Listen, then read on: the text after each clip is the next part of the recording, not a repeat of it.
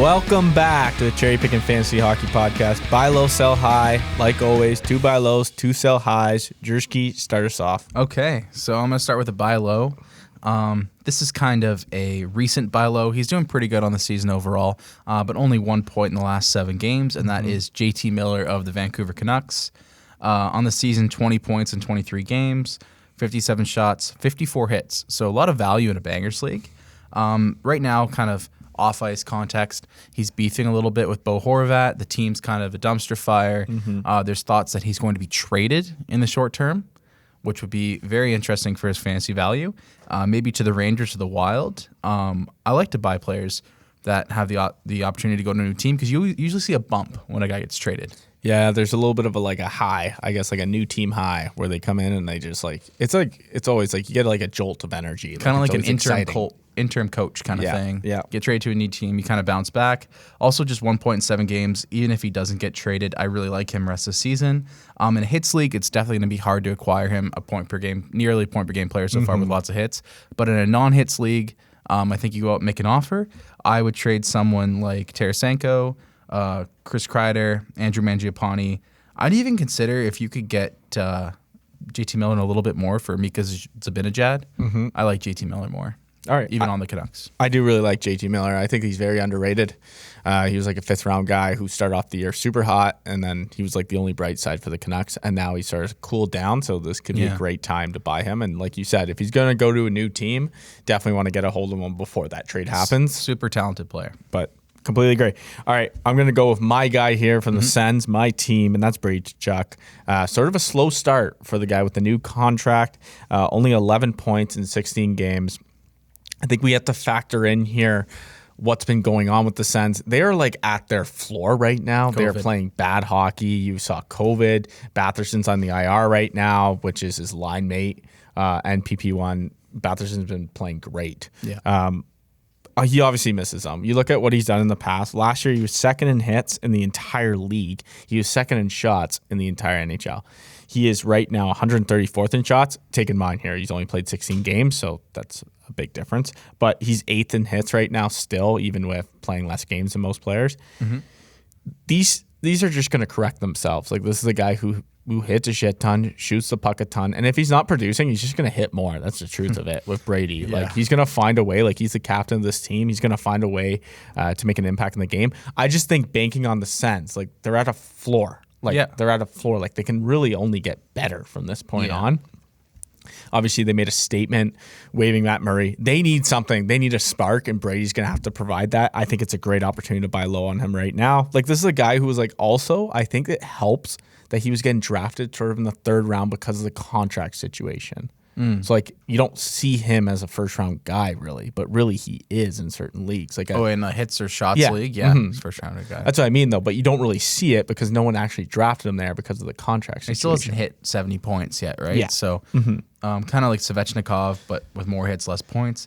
I do like this going forward to see him bounce back in a categories league a ton.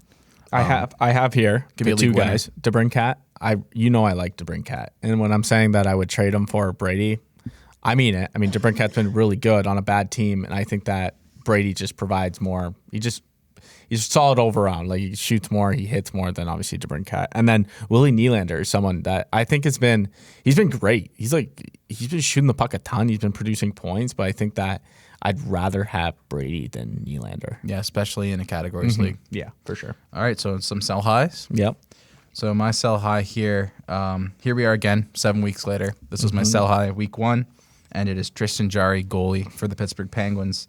The second best goalie so far in the season, only behind Jack Campbell. Wild. 10-4-4 record in 18 games, 1.85 goals against, 0.938 save percentage. That's just incredible. Throw 3 shutouts in there.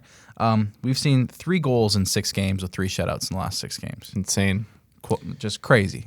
Crazy stuff.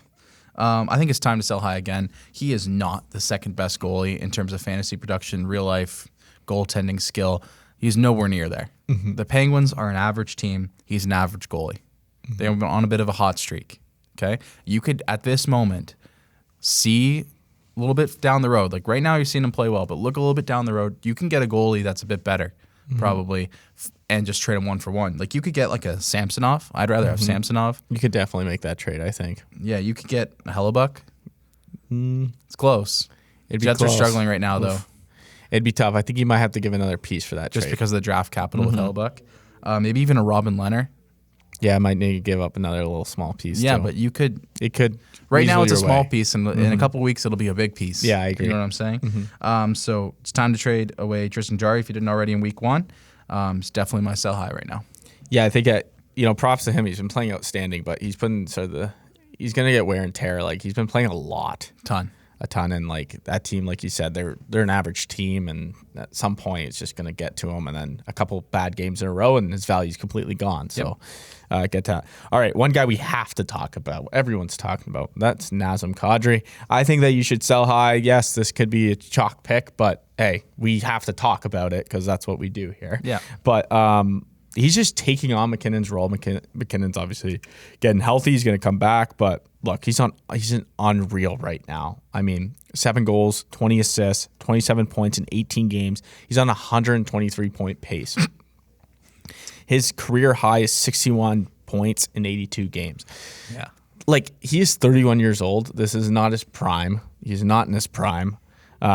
He's got career highs right now on time on ice and power play time on ice. I just don't like this. Just can't sustain, right? No. Like it just like won't sustain and can't sustain.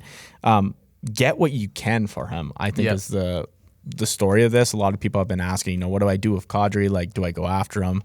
A lot of people, you picked him up off. Most people picked this guy off waivers. He was not go drafted. Sell him for a guy that can provide value for the rest of the year. And a couple guys I said, you don't really want to touch the Canucks guys, but hey, you looked at JT Miller. I think that he's a great option for this trade.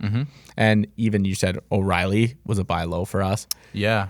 O'Reilly was bonus buy low last week. That would be perfect. I think that he is a good option. Pettersson, I'm not ready to give up on Pettersson. I think there's too much talent there. I would understand people shying away. It's risky. But I think I'd rather have Pettersson. If you can get 1-for-1, I would take Pettersson for sure. For sure. But yeah, definitely we're on the sell high train for Kadri. Craziest thing about it is it's not like he went up to the first line. It was centering Rantanen and Landeskog. It's a power play. He was just on the power play with them. He was on that line with Nikushkin and I'm going to butcher these names. Burakovsky. I'm pretty sure you said it right. I've butchered one of those 3 names for sure. So it was kind of not like an elevated role thing. He was just playing extremely well, but he's not going to be that player, 132-point player. Not at all. Yeah. But with the hot streak, you can definitely sell it to someone in your league. Someone in your league is going to believe in this. Yeah, like you look at the helpers too, like 20 assists in 18 games. Like that's also like has an effect of who's around you, who's surrounding him. And with McKinnon coming back, he's not playing with that talent that he was playing with before. So I think that does affect his productivity. I mean, I guess that's a selling point in the trade talks is that, hey, look, it's not like he took McKinnon's role. He's just playing really well. Yeah, I do agree. But it's a fluke more than it's realistic. Yeah, completely agree. Sell high. All right, so that's 2 buy lows, 2 sell highs. Make sure you comment below who you're selling and who you're buying. And make sure you subscribe to OwnersBox. Yep.